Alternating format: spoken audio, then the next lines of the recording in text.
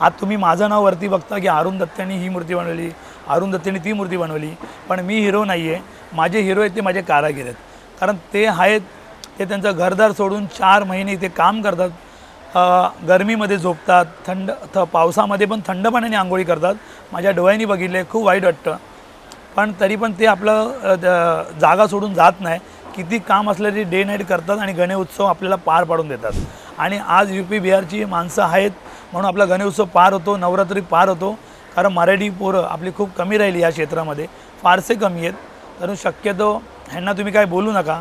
आणि उद्या जर तुम्हाला व्हिडिओ काढायची असेल तर कारखान्यातून ह्यांची कामं कशी करतात, हे लोक मेहनत किती करतात, कशा पद्धतीमध्ये राहून कसे उघडे बन्यांवर कसे कामं करतात ते तुम्ही बघा. त्याची व्हिडिओ घ्या, त्यांची इंटरव्ह्यू घ्या, त्यांचा मनातली भावना घ्या, त्यांच्याशी 2 शब्द तुम्ही बोला. जसं तुम्ही माझी इंटरव्ह्यू घेता, तुम्ही प्रत्येक कारागीरचे 2 शब्द बोला.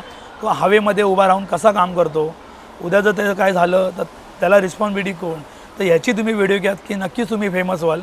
फक्त मूर्तिकाराला हे करून त्याच्या वाईट गोष्टी चांगल्या गोष्टी टाकून कोणी फेमस होत नाही आहे. प्रत्येकानं आपल्या मेहनतीने मोठा होतो आणि प्रत्येकजण आपल्या शून्यातून मोठा होतो. मला एवढंच बोलायचं आहे की ह्याच गोष्टी फक्त थोडं लक्षात ठेवा, बाकी काय नाही.